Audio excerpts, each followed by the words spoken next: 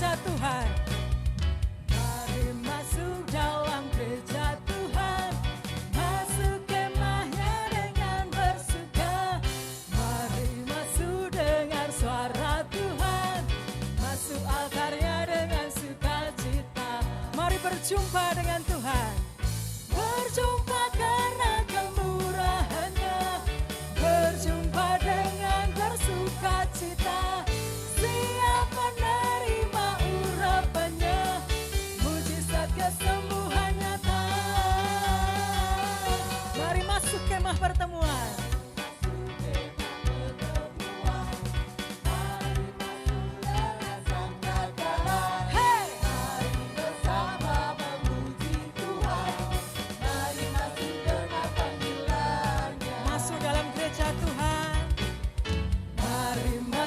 Dalam gereja Tuhan, masuk kemahnya dengan bersuka.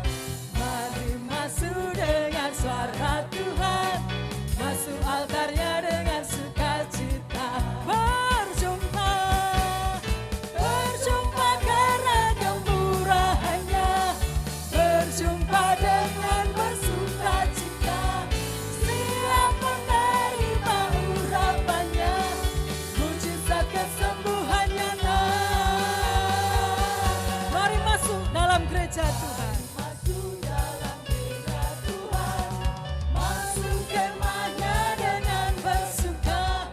Mari masuk dengar suara Tuhan, masuk altarnya dengan sukacita. Masuk altarnya dengan sukacita. Amin. Masuk altarnya dengan sukacita.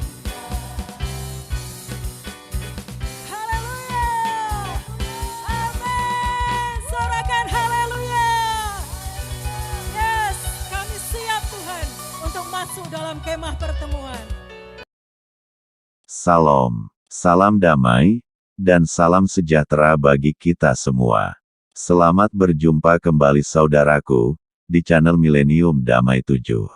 Sungguh besar harapan kami, bisa menjadi berkat buat saudara-saudara semua, bisa menguatkan, membuat kita lebih bertumbuh di dalam Dia, Sang Pejunan kita. Mari saudaraku, sebelum kita mendengarkan renungan hari ini, kita tunduk di dalam doa. Bapa kami yang bertahta, di dalam kerajaan surga, kembali saat ini, kami anak-anak-Mu, menghampiri, mengucap syukur, atas setiap berkat yang luar biasa kami rasakan hari ini. Berikan hikmah-Mu atas kami, agar kami bisa memahami, apa yang terkandung dalam renungan hari ini. Berkata-katalah Bapa, kami siap mendengarkan suara-Mu. Amin. Rehan, Renungan Harian. Judul bacaan hari ini, Tolong menolong satu dengan yang lain. Kitab Galatia pasal 6 ayat 2. Bertolong-tolonganlah menanggung bebanmu. Demikianlah kamu memenuhi hukum Kristus. Seorang bapak memarkir mobilnya di depan mal sambil menunggu istrinya. Tidak lama kemudian, seorang pria berjalan ke arahnya. Dari penampilannya yang compang camping dan kotor, nampaknya dia adalah seorang gelandangan.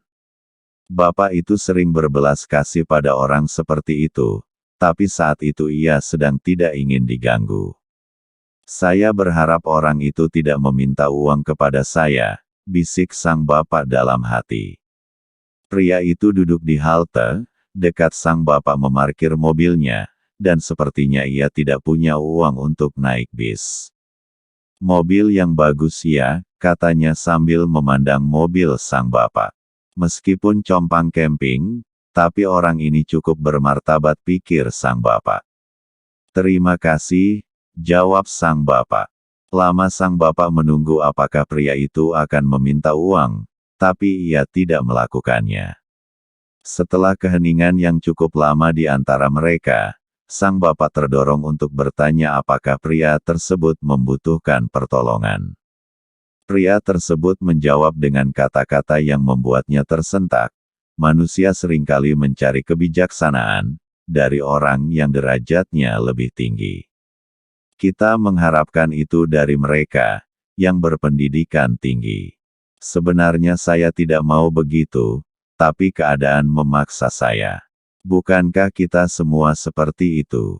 Bapak tersebut kaget. Selama ini ia merasa bermartabat tinggi, orang sukses, dan penting, jauh di atas pengemis ini, sampai ia mendengar kata-katanya, yang seolah menusuk ke dalam hatinya. Bukankah kita semua seperti itu?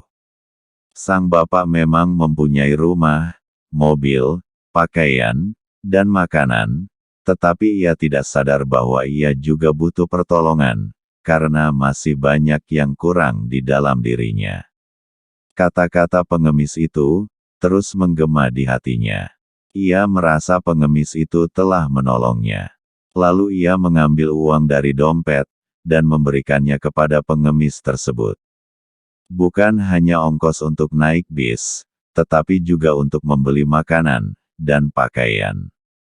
Tidak peduli berapa banyak uang dan harta yang kita miliki, kita masih membutuhkan pertolongan. Mungkin saja, pertolongan yang kita butuhkan datang dari seseorang yang tidak pernah kita duga, mereka yang secara status berada jauh di bawah kita. Jadi jangan pernah meremehkan siapapun. Sebaliknya, tidak peduli kita tidak mempunyai apa-apa, atau hidup kita penuh dengan problem, namun kita juga bisa memberi. Jangan tertipu dengan keadaan luar seseorang. Mungkin hari ini, kita bertemu dengan seseorang yang kaya raya, dan sepertinya dia tidak membutuhkan apa-apa dari kita. Ingat, bahwa semua orang membutuhkan pertolongan. Mereka sedang menanti uluran tangan kita. Karena pertolongan yang dibutuhkan tidak hanya berkisar pada materi, jadi jangan berpikir bahwa tidak ada sesuatu yang dapat kita berikan.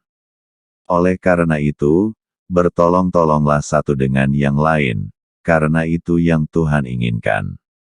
Hargai siapapun yang bertemu dengan kita. Selalu tanamkan dalam hati kita, bahwa siapapun dia, mungkin saja dia adalah utusan Tuhan, untuk menolong kita. Mari kita tutup renungan hari ini dengan doa.